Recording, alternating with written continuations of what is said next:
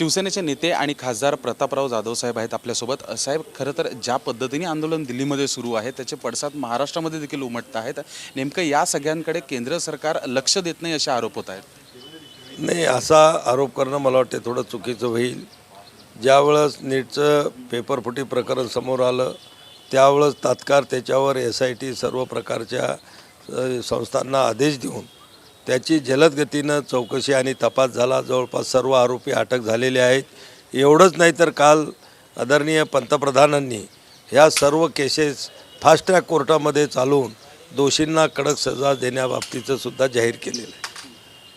अशामध्ये समजा पाहायला गेलं तर जंतर मंतर या ठिकाणी हे आंदोलन सुरू आहे। तुमचं निवासस्थान देखील जवळ आहे। कोणत्याही प्रकारे तुम्ही देखील मंत्री आहात केंद्रामध्ये, तर तुम्हाला कोणता असा त्रास झाला का किंवा निवासस्थानासमोर प्रदर्शनं वगैरे असं काही?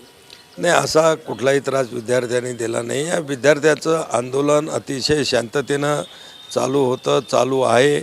पण या आंदोलनाचा राजकीय फायदा घेण्यासाठी काही राजकीय पक्षातील असामाजिक तत्त्वे त्याच्यामध्ये घुसून त्यांनी या विद्यार्थ्यांचं आंदोलन चिघळवण्याचा प्रयत्न केलेला आहे आणि विद्यार्थ्यांना बदनाम करण्याचं कामसुद्धा या राजकीय पक्षानंच त्या ठिकाणी केलेलं आहे।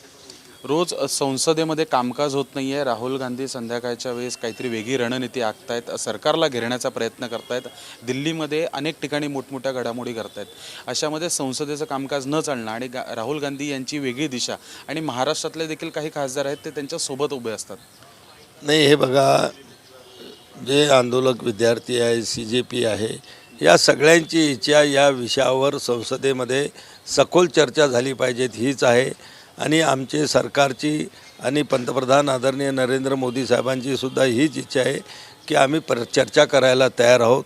पण विरोधकाला याच्यातून फक्त आपली राजकीय पोळी भाजून घ्यायची आहे, अराजकता फैलावायची आहे आणि जो गमावलेला त्यांचा जो जनाधार आहे तो कुठंतरी शोधण्याचा प्रयत्न या विद्यार्थ्याच्या खांद्यावर बंदूक ठेवून करण्याचा केविलवाना प्रयत्न सगळे विरोधी पक्ष करत आहेत। सरकार चर्चेला तयार आहेत, त्याच्यावर जे काही त्यांच्या सूचना असतील त्यानुसार अतिशय कडक कायदेसुद्धा आणण्यासाठी सरकार तयार आहे।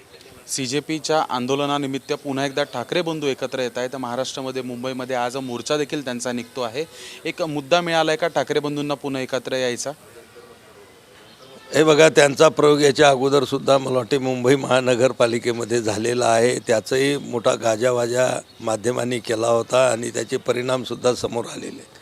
आणि म्हणून आता मोर्चाच्या निमित्तानं ते येत असतील, दोन भाऊ एकत्रित असतील तर त्याच्याबद्दल आम्हाला वाईट वाटण्याचं काही कारण नाही, उलट आम्हाला त्याच्यामध्ये आनंद आहे। पण या मोर्चामध्ये राजसाहेबांनी किंवा त्यांच्या नेत्यांनी जे काही वक्तव्य केलेली आहेत की आम्ही जशाच तसं पोलिसांना उत्तर देऊ, मला वाटते हे चुकीचं आहे। मोर्चा काढण्याचा लोकशाहीनं सगळ्याला अधिकार दिलेला आहे, तो त्यांनी काढावा, शिस्तीने काढावा, नियमाने काढावा आणि ज्या ठिकाणी कुठं नियमाचं उल्लंघन होत असेल तर महाराष्ट्र पोलीस त्या ठिकाणी योग्य ती कारवाई करेल। अशामध्येच अभिजित दिपके आपल्या महाराष्ट्राचे आहेत, मराठवाड्याचे आहेत। नेमकं तुम्ही दिपकेंकडे कशाने बघता, कारण की देशात एक नवी चळवळ त्यांनी उभी केलेली आहे? नाही, हे बघा, दिपकेचा जो विषय आहे तो विद्यार्थ्यापुरता त्यांनी त्या ठिकाणी उचललेला आहे आणि नक्कीच हा संवेदनशील विषय आहे की नीट परीक्षेला लाखो विद्यार्थी देशभरातून महाराष्ट्रातून त्या ठिकाणी बसतात। वर्ष 2 वर्ष त्यांनी अभ्यास केलेला असतो आणि अशा पेपरफुटीच्या प्रकरणाची तीव्रता निश्चित त्यांच्या मनामध्ये असते।